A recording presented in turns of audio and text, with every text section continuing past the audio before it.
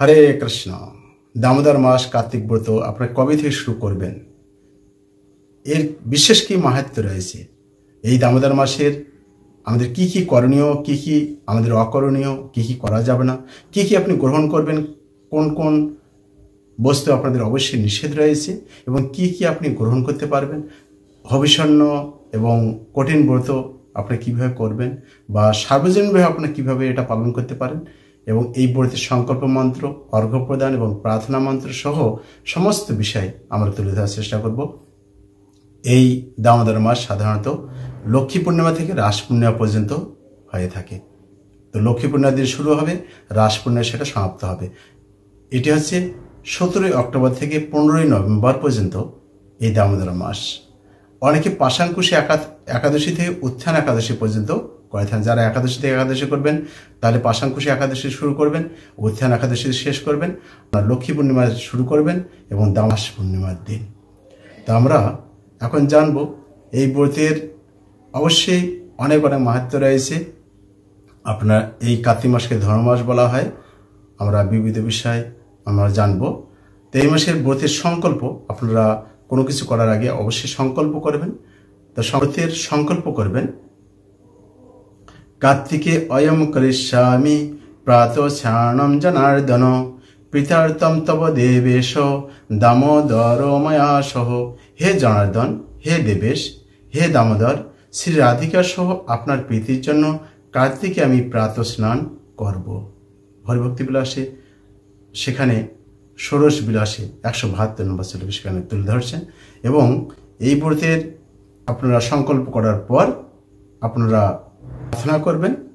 প্রার্থনার মন্ত্র, তব ধ্যানেন দেবেশ জলে অস্মিন স্নান মুদ্যতে তৎপ্রসার্ষ মে পাপম দামোদর বিনাশতু। হে দেবেশ, তোমার ধ্যান করে আমি এই জলে স্নান করতে উদ্যত। হে দামোদর, তোমার প্রসাদে বা তোমার কৃপায় আমার পাপ বিনাশ হোক। এছাড়া দামোদরের উদ্দেশ্যে আপনারা অর্ঘ্য প্রদান করবেন স্নান করার সময়। বতীন কার্তিক মাসি স্নাতস্য বিধিম বলম দামোদর জ্ঞানজম ধনুজিতেন্দ্র অনুসূদন নিত্য নৈমিত্তিকে কৃষ্ণের কার্তিকে পাপশোষণে জ্ঞানময়া দত্তম রাধা সহিত হরে। তো হরিভক্তি বিলাসের ষোড়শ বিলাসে 174 থেকে 175 নম্বর শ্লোকে সেই বিষয়ে বলছেন। অর্থাৎ নিত্য নৈমিত্তিক সমগ্র পাপ শোষণকারী কার্তিক মাসে বতী আমি বিধিবৎ স্নানকারী হে দামোদর, হে হে হরে, আমার প্রদত্ত অর্ঘ্য শ্রী রাধিকা সহ গ্রহণ করো। তো এই মাস বিশেষ গুরুত্বপূর্ণ মাস। আমরা এখন এই মাসের বিশেষ মাহাত্ম্য কথা আমরা শ্রবণ করব। মাস শ্রেষ্ঠ, কেননা কার্তিক মাস হচ্ছে বৈষ্ণবেরও প্রিয় মাস। এখানে বলছেন যে হে মহর্ষি, যে বৈষ্ণব ভক্তি সহকারে এই কার্তিকের পরিচর্যা করে তিনি পূর্বপুরুষগণ থেকে নরক থেকে তাদেরকে উদ্ধার করতে পারে। একমাত্র কার্তিক মাসের প্রভাবেই পুরো এই মাসটা দামোদর মাস আমাদের কি করা উচিত? কমপক্ষে দামোদর অষ্টকম কীর্তন করা উচিত, দামোদর উদ্দেশ্যে প্রদীপ নিবেদন করা উচিত, প্রাথমিক গুপি গীত কীর্তন করবেন এবং ভক্ত সঙ্গ, সদ্গ্রন্থ শাস্ত্র আদি অধ্যয়ন, ব্রহ্মতে উঠে তর্পণ বা স্নান, শুভতীর্থে স্নান, যদি পুণ্যতীর্থ না থেকে আপনি ঘরেও স্নান করতে পারেন গঙ্গা নাম উচ্চারণ করে। তো বিশেষ করে দীপদানের মাহাত্ম্য রয়েছে। তো এখানে বলা হচ্ছে দীপেনা অপিহি যাত্রাসৌ প্রিয়তে হরিশ্বর সুগীতম চদাদি এব পরদীপ প্রবোধনাথ। অর্থাৎ এখানে বলছেন যে ভগবান শ্রীকৃষ্ণ কার্তিক মাসে একটি মাত্র প্রদীপ নিবেদনে অত্যন্ত প্রসন্ন হয়ে থাকেন। এই জন্য যারা দামোদরের উদ্দেশ্যে কেউ যদি এই দীপদানের ব্যাপারে অন্যদেরকে প্রদীপ প্রজ্বলনে কেউ যদি সাহায্য করে, আপনারা নিজেরা করবেন, অন্যদেরকে ডেকে নিয়ে এসে তাদেরকেও প্রদীপদানে সহযোগিতা করবেন যে আপনারাও দিতে পারেন। তাহলে কি হবে? ভগবান শ্রীকৃষ্ণ এমনকি তাদেরও মহিমান্বিত করেন। এই জন্য এই মাসটা অত্যন্ত গুরুত্বপূর্ণ মাস। বিশেষ করে নিজেরা করবেন, অন্যদেরকে উৎসাহিত করবেন। তো কি কি আমরা লাভবান হতে পারি? তো এই বিষয়ে স্কন্দ পুরাণে বলা হচ্ছে কার্তিক মাসে দান, যজ্ঞ, জপ ও তপস্যা করা হলে হে দ্বিজশ্রেষ্ঠ তার অক্ষয় ফল প্রদান করে, অত্যন্ত সে লাভবান হতে পারে। তার কোনো ক্ষয় হবে না। অধিকন্তু হে নারদ, আমি স্বয়ং দেখেছি, ভগবান বলছেন নারদকে, যে কোনো ব্যক্তি কার্তিক মাসে মহানন্দা ভগবদ্গীতা পাঠ করলে তিনি জন্ম মৃত্যুময় এই পৃথিবীতে আর তাদেরকে প্রত্যাবর্তন করতে হয় না। এই জন্য যে ব্যক্তি কার্তিক মাসে শ্রী বিষ্ণু সহস্রনাম গজেন্দ্র মোক্ষণ লীলা পাঠ করেন তার পুনর্জন্ম হয় না। এই মাসে গজেন্দ্র মোক্ষণ সহস্রনাম পাঠ করা উচিত। হে মহর্ষি, অনুগ্রহপূর্বক অন্য সমস্ত ধর্ম আচরণ পরিত্যাগপূর্বক কার্তিক মাসে কেবলমাত্র ভগবান কেশবের বিগ্রহের সম্মুখে পবিত্র শাস্ত্রসমূহ অধ্যয়ন বা শ্রবণ করা উচিত। তো এই মাসে কি করবেন আপনারা? কার্তিক মাসে আমাদের কিভাবে পালন তাহলে আমরা করব?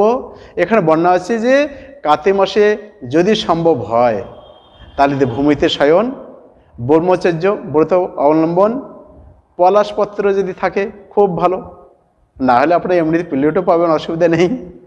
তো যদি সম্ভব হয় পলাশপত্রে আপনারা সেবা গ্রহণ করবেন, প্রসাদ পাবেন, আর দামোদরের আরাধনা করবেন। অত্যন্ত সহজ। এতে করলে কি হবে? তিনি সমস্ত রকম পাপ থেকে মুক্ত হয়ে ভগবদ্ধামে সারূপ্য মুক্তি তিনি লাভ করেন। তো এই জন্য যে ব্যক্তি সমগ্র কার্তিক মাসে সমগ্র কার্তিক মাস ব্যাপী কেউ যদি পুতুষে সকালে উঠে কেউ যদি স্নান করেন, ইন্দ্রিয় সংযত রাখেন এবং শান্ত থাকেন, জপ করেন, শুধুমাত্র হবিজন্য গ্রহণ করেন, অনেকে হবিজন্য করতে পারবেন না, আপনার কমপক্ষে যেগুলো ন্যূনতম সেগুলো আপনারা এড়িয়ে চলার চেষ্টা করবেন, তিনি সমস্ত পাপ থেকে তিনি মুক্ত হবেন। এছাড়া আরও বলা হচ্ছে যে ব্যক্তি সমগ্র কার্তিক মাসে দিনে একবার মাত্র কেউ যদি আহার করে, যাদের সামর্থ্য আছে তারা করবেন, তাহলে কি হবে? তিনি অতি বিখ্যাত, শক্তিশালী এবং ন্যায়কুচিত হয়ে উঠবেন। এখানে বলা হচ্ছে যে ব্যক্তি কার্তিক মাসে পলাশপত্রের উপর কেউ যদি ভজন করে সমস্ত পাপ থেকে তিনি মুক্ত হন। তো এখানে এর অনেক মাহাত্ম্য রয়েছে। বিশেষ করে যে ব্যক্তি বিষ্ণুকে ঘৃত বা শর্করাযুক্ত কেউ যদি পরমান্ন নিবেদন করে, সেই প্রসাদ গ্রহণ করেন, তিনি দৈনিক মহাযজ্ঞের ফল প্রাপ্ত হন। এই মাস অনুষ্ঠান করে সেই গুণবতী সত্যভামা হয়েছিলেন। এর অনেক মাহাত্ম্য রয়েছে। তো বিশেষ করে এই মাসে রাত্রি জাগরণ অর্থাৎ দীপদান, তুলসীর সেবা বিশেষ গুরুত্বপূর্ণ। তো এই মাসে দামোদরের উদ্দেশ্যে আপনারা এই কার্তিক মাসে আকাশ প্রদীপ দিতে পারেন। আপনাদের আকাশ প্রদীপ কীভাবে? যেমন আপনারা স্কুলে কিংবা অফিসে অনেকের সময় দেখছেন যে পতাকা উত্তোলন করা হয়, তাই না? একটা উঁচু লম্বা একটা কিছুর মধ্যে রশি থাকে, সুতো থাকে, সেখানে যেমন পতাকা উত্তোলন করা হয়, অনুরূপভাবে কোনো মাটির পাত্র কিংবা কোনো একটা পাত্রে সেখানে আপনারা শত ছিদ্র করতে পারেন, সেখানে আপনারা উঁচু করে। এর বর্ণনা আছে এমনই যে যতদূর পর্যন্ত সেই আকাশ প্রদীপকে দর্শন করবে তত সহস্র জন্ম সম্পূর্ণ পাপ তার ভস্মীভূত হয়ে যাবে। এবং বলা হচ্ছে যে কেউ যদি যত দূরে গঙ্গা স্নানে যাবে, যত পা তিনি ফেলিয়ে যাবেন, তত অশ্বমেধ যজ্ঞের ফল প্রাপ্ত হতে পারে। এর অনেক মাহাত্ম্য রয়েছে। তো বিশেষ করে এই কার্তিক মাসে আকাশ প্রদীপ দানের অনেক মহিমা রয়েছে। আপনারা প্রদীপ প্রদান করবেন। প্রণাম মন্ত্র দামোদর যে বইতে সেখানে বর্ণনা দেওয়া আছে। তদুপরি আপনারা কিছু যদি বলতে নাও পারেন, কমপক্ষে প্রদীপটা জ্বালিয়ে দেবেন। নমঃ অনন্তায় বেদহসে ওম দামোদরায় নভসী তুলয়াম লোলেয়া সহ প্রদীপান্তে প্রজাস্বামী নমহন্তায় বেদহসে দামোদরায় নমঃ নমঃ প্রণাম করবেন মন্ত্র বলে। পদ্মপুরাণে বর্ণনা রয়েছে যে বিশেষ করে কেউ যদি অর্থাৎ কার্তিক মাসের কৃষ্ণ ত্রয়োদশী তিথিতে কেউ যদি গৃহের বাইরে যমরাজের উদ্দেশ্যে একটি প্রদীপ যদি কেউ দান করে, তাহলে তিনি কি হবেন? তিনি তৎক্ষণাৎ অকাল মৃত্যুর বিপদ থেকে তিনি রক্ষা পাবেন। অর্থাৎ আপনার মন্ত্র উচ্চারণ করবেন এটি প্রদীপ দিয়ে, মৃত্যু না পাশ দণ্ডাভ্যাম কালো সমলয়া সহ ত্রয়োদশাম দীপদানান সৌর্য প্রিয়তাম। অর্থাৎ এই মন্ত্র বলে আপনারা যমরাজের উদ্দেশ্যে প্রদীপ নিবেদন করবেন। এখানে এর অর্থ হচ্ছে কৃষ্ণ ত্রয়োদশী তিথিতে এই দীপদানের দ্বারা যেন সূর্যপুত্র ও মূর্তিমান কালস্বরূপ যমরাজ আমার উপর প্রসন্ন হন। তিনি পাশ দণ্ড স্বয়ং মৃত্যুকে ধারণ করেন এবং স্বয়ং দুর্গাদেবীও তার সঙ্গে অবস্থান করেন। আপনারা যমরাজের উদ্দেশ্যে প্রদীপ নিবেদন করতে পারেন। তো বিশেষ করে স্নান এবং দানের বিশেষ মাহাত্ম্য রয়েছে। আপনারা এই মাসে যতটুকু ভক্তিযোগ যাজন করবেন তত আপনাদের লাভবান। তো এই জন্য কমপক্ষে দানের কথা এখানে তুলে ধরা হয়েছে। দান অন্য কিছু দান না করে আপনারা ভক্তিমূলক যেগুলো আপনি এমন কিছু দান করেন যাতে অন্যরা ভক্ত হতে পারে। তো নিজেরা ভাগবত শাস্ত্র গ্রন্থ আদি অধ্যয়ন করবেন। পারতপক্ষে আপনারা গীতা দান করুন, কিংবা বাড়িতে আপনারা হরিনাম জপ শিখিয়ে দেবেন, তাদেরকে আস্তে আস্তে হরিনাম করার চেষ্টা তাদেরকে সুযোগ করে দিবেন। তারপর ভাগবত গীতা ভাগবত আদি অধ্যয়ন করার সুযোগ করে দিবেন। তাদেরকে আপনারা দান যদি করতেই হয় কাউকে আপনারা গীতা ভাগবত দান করুন, তারা উপকৃত হবে। আর এই মাসটা বিশেষ গুরু মহারাজ বলে থাকেন ছিল জয়প্রতাপ স্বামী গুরু মহারাজ যে এই মাসটা বিশেষ করে আমাদের কৃষ্ণ ভক্তি আমাদের প্রচার করা উচিত। আমাদের বিশেষ করে ইসকন মায়াপুর থেকে এই কার্তিক মাস ব্রত উপলক্ষে একটি বিশেষ সুযোগ করে দিয়েছেন যে যাতে সবাই কৃষ্ণলীলা বই পড়তে পারে, সবাই ভগবানকে জানতে পারে, যেহেতু এটা হরির অত্যন্ত প্রিয় মাস। এই জন্য দামোদর উদ্দেশ্যে আপনারা প্রদীপ নিবেদন করবেন। কাউকে কিছু যদি গিফট দিতে হয় আপনারা গীতা গ্রন্থ আপনারা গিফট করতে পারেন, এই গীতা গ্রন্থ আপনারা গিফট করতে পারেন। আর বিশেষ করে এই গীতার পরিবর্তে আপনারা যদি চান এই যে কৃষ্ণলীলা শ্রীকৃষ্ণ যে বইটা রয়েছে, এই শ্রীকৃষ্ণ বইটা কিন্তু গীতাটার দাম হচ্ছে 270 টাকা। এই 270 টাকার বইটা পুরো ফ্রি দেওয়া হচ্ছে যাতে সবাই প্রচার করতে পারে। যদি একটা করে নিতে চান, কেউ যদি গীতা দান আলাদাভাবে নিতে চায় তাহলে আপনাদের এটা হচ্ছে 270 টাকা পড়বে। আর কৃষ্ণলীলা বইটা যদি নিতে চায় কেউ তাহলে গীতাটা তাকে গিফট দেওয়া হচ্ছে। এটা একটা প্যাকেজ করা হয়েছে। তো 570 টাকার বই 300 টাকায় দেওয়া হচ্ছে। যদি আপনারা এগুলো নিজেরা প্রচার করুন, আপনারা নিজেরা পড়বেন, অন্যদেরকে যে নতুনভাবে কৃষ্ণ ভক্তি আপনারা প্রচার করুন। মহাপ্রভু এটি বলছেন যে সর্বত্র প্রচারিত হইক মোর নাম, গৌরবের সন্তুষ্টির জন্য এটা করবেন। তো বিশেষ করে ভাগবত দান, তো ভাগবত দান সদ্গ্রন্থ আদি অধ্যয়ন এগুলো করবেন, গীতা ভাগবত এগুলো অবশ্যই আমাদের পড়া উচিত।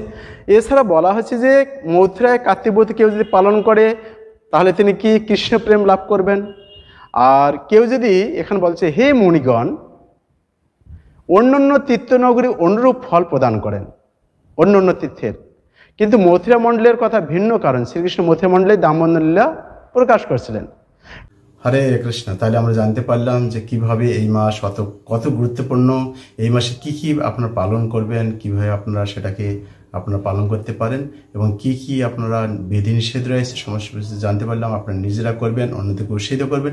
এই মাসে বিশেষ হচ্ছে প্রদীপ দানের মাহাত্ম্য। আপনারা তুলসীর কাষ্ঠ দিয়ে আপনি ভগবানের উদ্দেশ্যে প্রদীপ নিবেদন করতে পারেন, বা এমনিতেও আপনার কর্পূর প্রদীপও ইউজ করতে পারেন। আর অবশ্যই এই দামোদর মাস দামবন্ধন লীলা যে দামোদর অষ্টকম সেটা আপনারা কীর্তন করবেন। কোনো কিছু মন্তব্য প্রশ্ন থাকলে জানাবেন, আমাদের টেলিগ্রাম গ্রুপ লিঙ্ক দেওয়া আছে ডিসক্রিপশন বক্সে, মন মতো আপনার প্রশ্ন করবেন। সবাই ভালো থাকুন। হরে কৃষ্ণ।